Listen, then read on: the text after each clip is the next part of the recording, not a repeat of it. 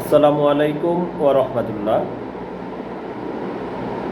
আশা করি সকল শিক্ষার্থীরাই ভালো আছো, সুস্থ আছো এবং নিয়মিত পড়াশোনা করছো। আজকে অনলাইন ক্লাস কার্যক্রমে আমি নবম দশম শ্রেণীর শেয়ার, বন্ড ও ডিবেঞ্চার এই অধ্যায়ের উপর ক্লাস নেব। পূর্বেও অন্যান্য ক্লাসগুলো হয়েছে, এই অধ্যায়ের উপরও গত বছর ক্লাস হয়েছিল। যাই হোক, তোমরা যেন এই অধ্যায়টি আবার ভালোভাবে বুঝতে পারো সেজন্য পুনরায় ক্লাসটি নিচ্ছি। তোমরা মনোযোগ দিয়ে পাঠ্য বই অনুশীলন করবে এবং বিগত বৎসরে এই অধ্যায় থেকে যে সমস্ত প্রশ্নগুলো সাধারণত হয়েছে সেগুলো কথা বলার আলোচনা ফাঁকে ফাঁকে বলে দেব। তোমরা মনোযোগ দিয়ে সেগুলো খেয়াল রাখবে এবং তোমরা অবশ্যই ভালো করো এই প্রত্যাশা রাখি। আসলে আজকে শুরু করি। শেয়ার, বন্ড ও ডিবেঞ্চার। কোম্পানির ইস্যুকৃত শেয়ার, বন্ড ও ডিবেঞ্চার অর্থায়নের দীর্ঘমেয়াদী উৎস।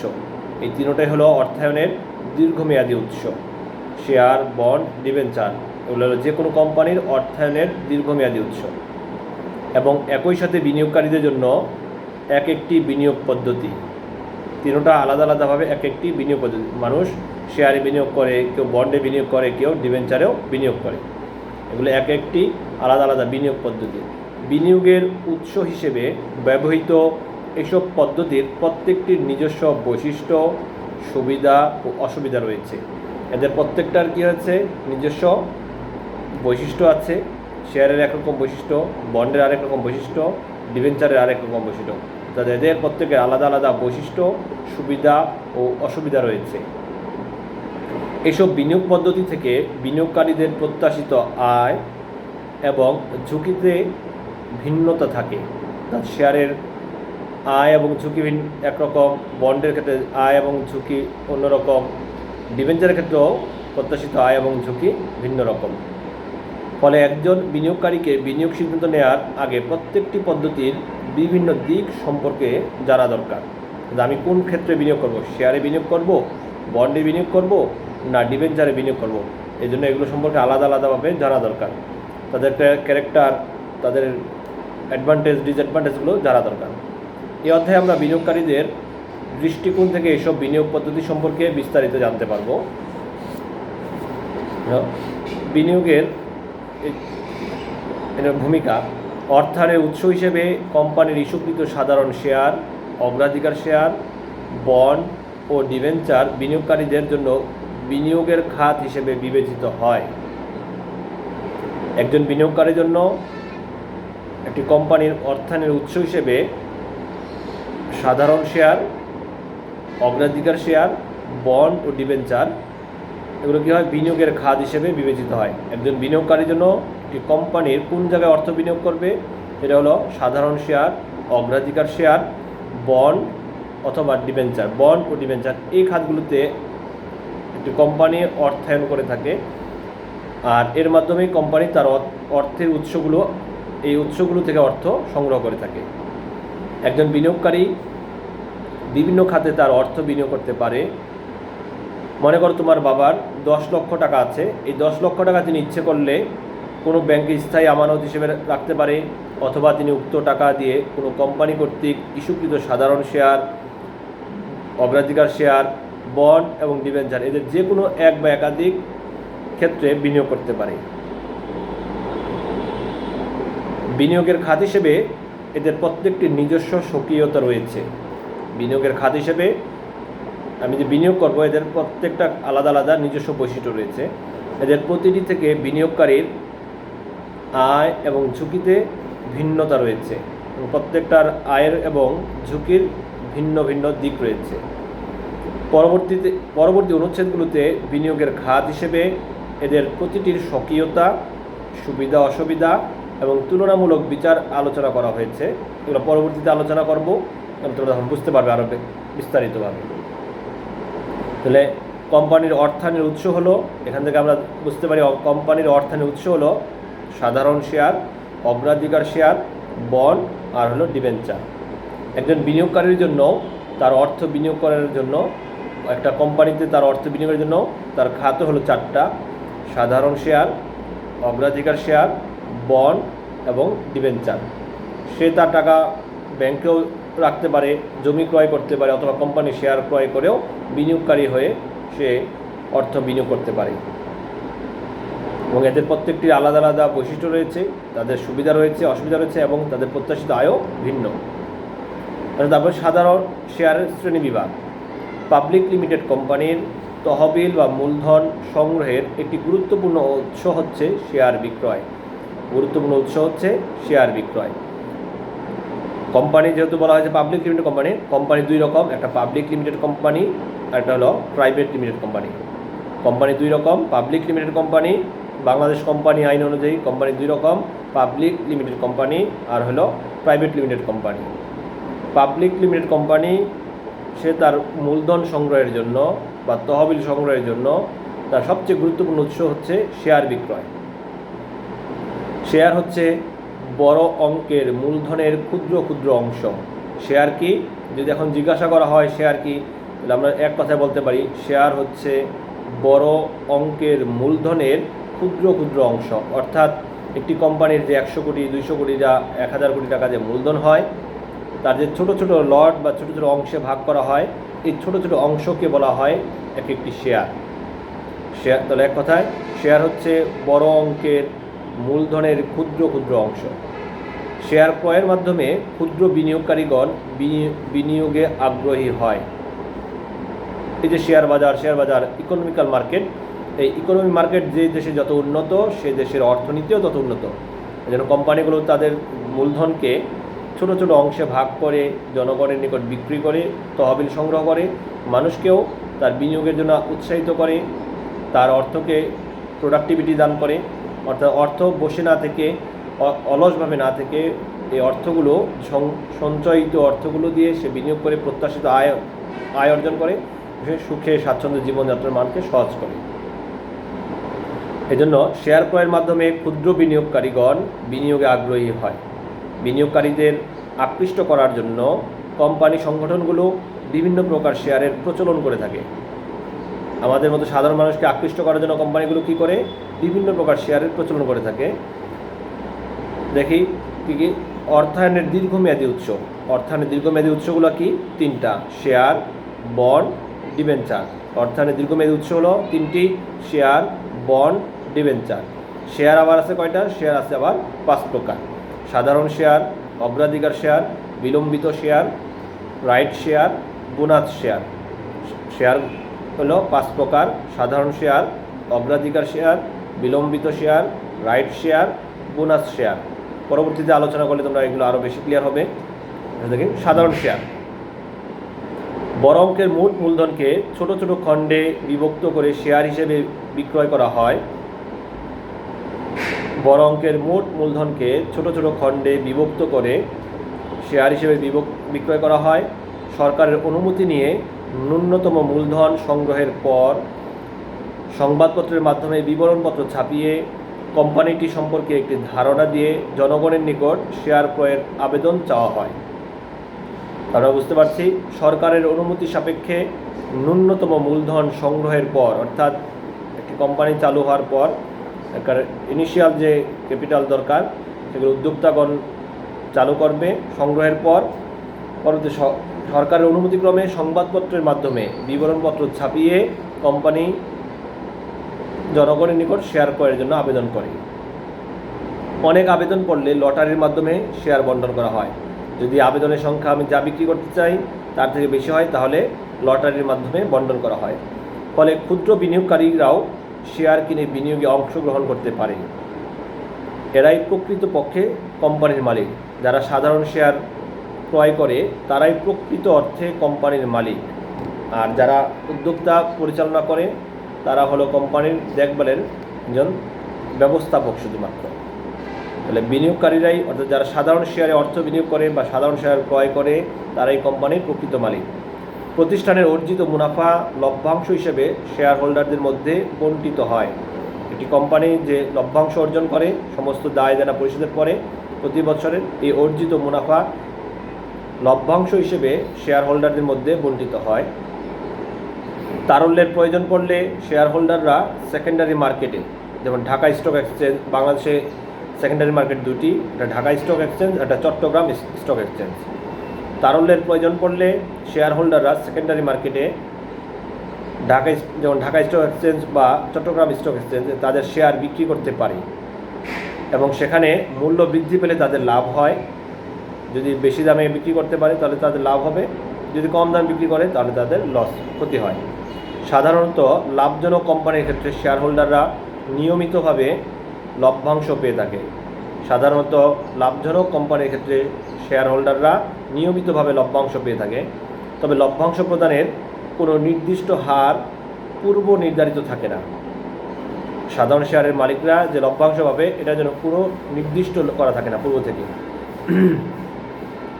কোম্পানির জন্য লভ্যাংশ প্রদান করা বাধ্যতামূলক নয়। যারা সাধারণ শেয়ার ক্রয় করবে তাদের জন্য ওই কোম্পানি যে কোম্পানি শেয়ার ক্রয় করে ওই কোম্পানির লভ্যাংশ প্রদান করা বাধ্যতামূলক নয়। মুনাফা না হলে সাধারণত লভ্যাংশ প্রদান করা হয় না। মুনাফা হলেও সম্পূর্ণ অঙ্কের মুনাফা লভ্যাংশ হিসেবে বন্টন করাও হয় না। কোম্পানি ইচ্ছে করলে যে কোনো হারে লভ্যাংশ প্রদান করতে পারে, আবার লভ্যাংশ নাও প্রদান করতে পারে। কোম্পানি যদি ইচ্ছে করে যে এবার ব্যবসা সম্প্রসারণ করব, অধিক বিনিয়োগ করব এবং মুনাফা পরবর্তীতে বেশি করব, সেক্ষেত্রে কোনো লভ্যাংশ প্রদান নাও করতে পারে। আবার ইচ্ছা করে সে কিছু পরিমাণ লভ্যাংশ প্রদান করতে পারে। তবে সেক্ষেত্রে শেয়ার হোল্ডারদের কাঙ্ক্ষিত পরিমাণ লভ্যাংশ প্রদান করতে না পারলে সেকেন্ডারি মার্কেটে শেয়ারের মূল্য হ্রাস পায়। যদি কোম্পানি তার শেয়ার হোল্ডারদের কাঙ্ক্ষিত পরিমাণ লভ্যাংশ প্রদান না করে তাহলে সেকেন্ডারি মার্কেট, যেখানে শেয়ার কেনাবেচা করা হয়, সেখানে কোম্পানির যে শেয়ারের মূল্য সেটা হ্রাস পায়, যা কোম্পানির জন্য ভালো নয়। বিনিয়োগকারীদের জন্য শেয়ার ক্রয় একটি ঝুঁকিপূর্ণ বিনিয়োগ।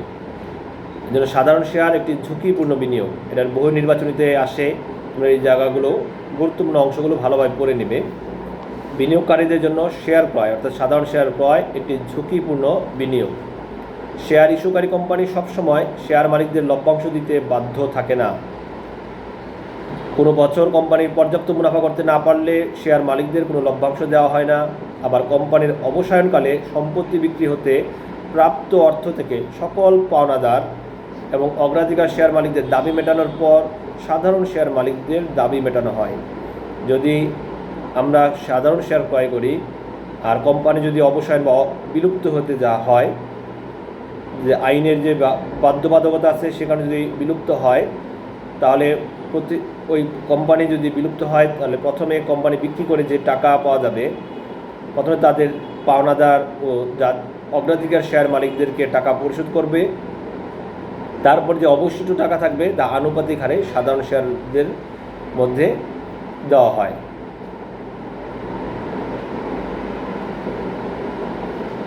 ফলে সব দাবি মেটানোর পর কোনো অবশিষ্ট অর্থ না থাকলে সাধারণ শেয়ার মালিকরা তাদের বিনিয়োগকৃত অর্থের পরিবর্তে কিছুই না পাওয়ার আশঙ্কা থাকে। যদি ধার দেনা পাওনাদারদের অগ্রাধিকারদের পরিশোধের পরে অর্থ অবশিষ্ট না থাকে তাহলে সাধারণ শেয়ার মালিকরা যারা অর্থ বিনিয়োগ করেছে তার পরিবর্তে সে কিছুই না পাওয়ার আশঙ্কাও থাকে। এসব কারণে সাধারণ শেয়ারে বিনিয়োগ অপেক্ষাকৃত অধিক ঝুঁকিপূর্ণ বিনিয়োগ হিসেবে বিবেচিত হয়। সাধারণ শেয়ারে অধিক ঝুঁকিপূর্ণ বিনিয়োগ হিসেবে বিবেচিত হয়। তবে ঝুঁকিপূর্ণ বিনিয়োগ বিধায় এরকম শেয়ার থেকে আয়ের সম্ভাবনাও বেশি থাকে। যেহেতু সাধারণ শেয়ারে ঝুঁকি বেশি তাই আয়ের সম্ভাবনাও বেশি। বুঝে শুনে বিনিয়োগ করলে সাধারণ শেয়ার একজন বিনিয়োগকারীর জন্য একটি ভালো বিনিয়োগের উৎস হিসেবে বিবেচিত হতে পারে। যদি বুঝে শুনে কেউ অর্থ বিনিয়োগ করে তাহলে এটি একটি ভালো বিনিয়োগের উৎস হিসেবেও বিবেচিত হয়। বিনিয়োগের হাতিয়ার হিসেবে সাধারণ শেয়ারের কিছু স্বকীয়তা বা বৈশিষ্ট্য রয়েছে। বিনিয়োগের হাতিয়ার হিসেবে সাধারণ শেয়ারও কিছু বৈশিষ্ট্য রয়েছে, নিচে সেগুলো বলা হলো। সাধারণ শেয়ার বিনিয়োগকারীকে কোম্পানির মালিকানা দেয়। সবচেয়ে বড় বৈশিষ্ট্য কি? সাধারণ শেয়ার যারা ক্রয় করবে বা সাধারণ শেয়ারে যারা অর্থ বিনিয়োগ করবে তাদেরকে কোম্পানির মালিকানা দেওয়া হয়। ফলে কোম্পানির মালিক হিসেবে এর অর্জিত লাভ এবং সম্পত্তির উপর আইনগত অধিকার থাকে। এর যে লভ্যাংশ এবং যে সম্পত্তি তার উপর তার আইনগত অধিকার থাকে। সাধারণ শেয়ার এর মালিকদের কোম্পানির নিয়ন্ত্রণের পূর্ণ ক্ষমতা দেয়। সাধারণ শেয়ার যারা ক্রয় করবে, অর্থ বিনিয়োগ করবে, তাদেরকে যারা এই ক্রয় করে মালিকানা পেল, তাদেরকে কোম্পানি নিয়ন্ত্রণের পূর্ণ ক্ষমতা দেয়। শেয়ার মালিকরা গুরুত্বপূর্ণ সিদ্ধান্ত গ্রহণে তাদের ভোটাধিকার প্রয়োগ করার মাধ্যমে কোম্পানিকে নিয়ন্ত্রণ করে। সাধারণ শেয়ার মালিকরাই শুধুমাত্র কোম্পানির যে মিটিং হয় সেখানে ভোটাধিকার প্রদান করতে পারে। তারপরে সাধারণ শেয়ার সহজে হস্তান্তরযোগ্য। সবচেয়ে বড় বৈশিষ্ট্য, আরেকটি বৈশিষ্ট্য হলো সাধারণ শেয়ার সহজে হস্তান্তরযোগ্য। বিনিয়োগকারী ইচ্ছা করলে যে কোনো সময় তার ধারণকৃত শেয়ার হস্তান্তর করতে পারে, অর্থাৎ সেকেন্ডারি মার্কেটে গিয়ে বিক্রয় করতে পারে। বিনিয়োগের হাতিয়ার হিসেবে সাধারণ শেয়ার কিছু সুবিধা অসুবিধা রয়েছে। সুবিধা অসুবিধাগুলো হলো তোমার অধিক আয়, সীমাবদ্ধ দায় এবং তারল্য। এই তিনটা হলো সুবিধা। বুঝে শুনে বিনিয়োগ করলে সাধারণ শেয়ার একজন বিনিয়োগকারীর জন্য ভালো আয়ের উৎস হতে পারে। বুঝে শুনে বিনিয়োগ করলে সাধারণ শেয়ার একটি ভালো আয়ের উৎস হতে পারে। বিনিয়োগের অন্যান্য হাতিয়ার যেমন অগ্রাধিকার শেয়ার, বন্ড ও ডিবেঞ্চার থেকে বিনিয়োগের প্রাপ্ত আয় নির্দিষ্ট থাকে। শেয়ারের ক্ষেত্রে সাধারণ শেয়ার ব্যতীত যে অগ্রাধিকার শেয়ার, বন্ড আর ডিবেঞ্চার আছে, এখানে বিনিয়োগকারীর আয়ের ক্ষেত্রটা নির্দিষ্ট থাকে। সাধারণ শেয়ারের ক্ষেত্রে কোনো নির্দিষ্ট থাকে না। কিন্তু সাধারণ শেয়ার থেকে আয় নির্দিষ্ট থাকে না, ফলে কোম্পানি অধিক আয় করলে বিনিয়োগকারীর প্রাপ্ত আয়ও বৃদ্ধি পায়। যদি কোনো কোম্পানি এবছর বেশি পরিমাণ লভ্যাংশ পায়, তাহলে সাধারণ শেয়ার মালিকরাও বেশি লভ্যাংশ পাবে। সীমাবদ্ধ দায়। সাধারণ শেয়ার মালিকরা যৌথভাবে কোম্পানির ঝুঁকি বহন করে। এককভাবে ঝুঁকি বহন না করে যৌথভাবে কোম্পানির ঝুঁকি বহন করে। কোনো অবস্থাতেই একজন বিনিয়োগকারীর ঝুঁকি তার বিনিয়োগকৃত অর্থের অধিক হয় না। আমি যদি 10 লক্ষ টাকার অর্থ বিনিয়োগ করি, সাধারণ শেয়ার ক্রয় করি, আমার ঝুঁকি কখনো 10 লক্ষ টাকার বেশি হবে না। এজন্য সাধারণ শেয়ার মালিকরা যৌথভাবে কোম্পানির ঝুঁকি বহন করে। উদাহরণস্বরূপ, মনে করো একজন বিনিয়োগকারী কোনো কোম্পানির 10 টাকা মূল্যের 100টি শেয়ার ক্রয় করে, তার ফলে তার দায় সর্বোচ্চ 10,000 টাকা পর্যন্ত হতে পারে। অর্থাৎ আমি যত টাকার সাধারণ শেয়ার ক্রয় করব, যত টাকা মূল্যমানের, আমার ঝুঁকিও তত টাকার হবে, তার বেশি কখনো হবে না। তারপরে হলো তারল্য। সাধারণ শেয়ার বিনিয়োগকারীর কাছে তরল সম্পদ হিসেবে সমাদৃত। সাধারণ শেয়ারকে বিনিয়োগকারীদের কাছে তরল সম্পদের মতো সমাদৃত। বিনিয়োগকারী যে কোনো সময় ইচ্ছে করলে তার ধারণকৃত শেয়ার বিক্রি করে নগদ টাকা সংগ্রহ করতে পারে। তবে সব কোম্পানির শেয়ারের তারল্যতা সমান হয় না। সাধারণত বড় এবং ভালো কোম্পানির শেয়ারের তারল্য অন্য কোম্পানিগুলোর চেয়ে বেশি হয়। তাহলে সুবিধা কী? অধিক আয় করার সুযোগ আছে, সীমাবদ্ধ দায় এবং তারল্য। অসুবিধা হলো ঝুঁকি। সাধারণ শেয়ারে বিনিয়োগ অপেক্ষাকৃত অধিক ঝুঁকিপূর্ণ। বাকি যে বিনিয়োগের 4টি অংশ, সাধারণ শেয়ার, অগ্রাধিকার শেয়ার, বন্ড ও ডিবেঞ্চার, এর মধ্যে অগ্রাধিকার শেয়ার, বন্ড ও ডিবেঞ্চারে নির্দিষ্ট পরিমাণ আয়ের উল্লেখ করা থাকে। সাধারণ শেয়ারে কোনো আয়ের নির্দিষ্টতা উল্লেখ থাকে না। সাধারণ শেয়ারের সীমাবদ্ধতা, যে পরিমাণ অর্থ, যে মূল্যমানের অর্থ আমি শেয়ার ক্রয় করব, তার দায়ও তার সেই পরিমাণ তার অধিক হবে না। তারল্য, ভালো কোম্পানির সাধারণ শেয়ারগুলো সহজে মানুষের নিকট গ্রহণযোগ্য এবং মানুষ সহজে ক্রয় করে, তার জন্য তরল অর্থের সমান। আর ঝুঁকি হলো সাধারণ শেয়ারে বিনিয়োগকৃত অপেক্ষাকৃত ঝুঁকি অধিক ঝুঁকিপূর্ণ। শেয়ার বাজারে অনেক ফটকাকার বিনিয়োগকারী থাকে, ফলে বুঝে শুনে বিনিয়োগ না করলে ক্ষতি হওয়ার আশঙ্কা থাকে। এজন্য বুঝে শুনে যদি আমরা সাধারণ শেয়ার অর্থ বিনিয়োগ করতে পারি, তাহলে আমরা নিজেরাও লাভবান হব এবং জীবনযাত্রার মানও সহজ হবে। মুনাফা ও সম্পত্তি বন্টনের অধিকার। কোম্পানির মুনাফা বন্টনে সবার দায় তথা অগ্রাধিকার শেয়ার, বন্ড ও ঋণপত্রের মালিকদের অর্থাৎ ডিবেঞ্চারের মালিকদের প্রাপ্য আয় পরিশোধের পর অবশিষ্ট মুনাফার উপর সাধারণ শেয়ার মালিকদের অধিকার থাকে। একটি কোম্পানির যে অগ্রাধিকার শেয়ার আছে, বন্ড আছে, ডিবেঞ্চার বা ঋণপত্র আছে, এদের মালিকদেরকে তাদের প্রাপ্য আয় দেওয়ার পর, পরিশোধের পর যে অবশিষ্ট মুনাফা থাকে, তার সম্পূর্ণের উপরে সাধারণ শেয়ার মালিকদের অধিকার থাকে। অনুরূপভাবে কোম্পানির অবসায়নকালে সম্পত্তি বিক্রির প্রাপ্ত অর্থ থেকে কোম্পানির সব দায় পরিশোধ করার পর অবশিষ্ট অর্থ শেয়ার মালিকরা ভাগাভাগি করে নেয়। অর্থাৎ উভয় ক্ষেত্রে অগ্রাধিকার শেয়ার, বন্ড ও ঋণপত্র মালিকদের দাবি সাধারণ শেয়ার মালিকদের দাবি থেকে অগ্রগণ্য হিসেবে বিবেচিত হয়।